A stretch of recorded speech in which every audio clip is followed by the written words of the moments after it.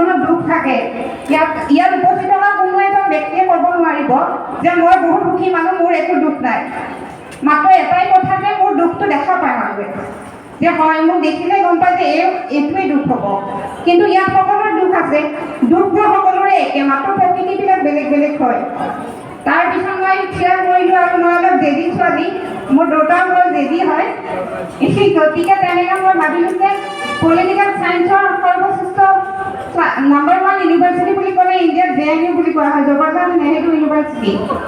গতিকে আৰু তেওঁ এই ইউনিভাৰ্চিটিখন ৱৰ্ল্ডৰ টপ 100 ইউনিভাৰ্চিটিৰ ভিতৰত অন্যতম। গতিকে তাৰ পৰা মই MA পলিটিকেল চায়েন্সত 71% লৈ ফাৰ্ষ্ট ক্লাছ এইবাৰ উত্তীৰ্ণ হৈছোঁ। আৰু এইবাৰ মোৰ নেক্সট ইয়াৰ হৈছে নেশ্যনেল এলিজিবিলিটি টেষ্ট।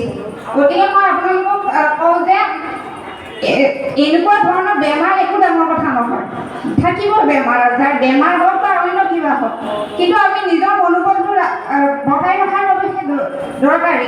আৰু লগতে ইয়াতে মই অন্য মানুহসকলকো অনুৰোধ জনাম, যিহেতু ইয়াতে ধৰক বহুতেতো চশমা পিন্ধিছে, বহুতৰ চকুৰ পাৱাৰ কম, আমিতো তেওঁক নকওঁ ইয়ে চাওকচোন চকুৰ পাৱাৰ কমিছে, আয়ো দেখি বেয়া লাগে, আমিতো নকওঁ। ঠিক তেনেদৰে আমাৰ ভৰি নাই বা আমি পেন লৈছোঁ, হুইলচেয়াৰ লৈছিলোঁ, তেনেকুৱা ধৰণৰ কথা। যেনেদৰে আমি চকুৰ পাৱাৰ কমিলে আমি চশমা লওঁ, গতিকে এইটো নৰ্মেলাইজ কৰিব লাগে যে এইবোৰ সাধাৰণ কথা। আমি যিমান বেছি নৰ্মেলাইজ কৰিম সিমানে বেছি ভাল হ'ব। আমাক বিশেষ সন্মানৰ, বিশেষ দৃষ্টি বা বিশেষ সন্মানৰ প্ৰয়োজন নাই, আমাক সম মৰ্যাদাৰহে প্ৰয়োজন। আমাক বিশেষভাৱে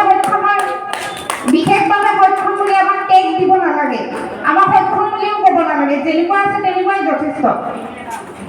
গতিকে আমি যেনেকৈ সম মৰ্যাদা প্ৰদান কৰিলেই হ'ব, আৰু আমাক বিশেষভাৱে এনেকৈ ক'ব মানে একো নালাগে।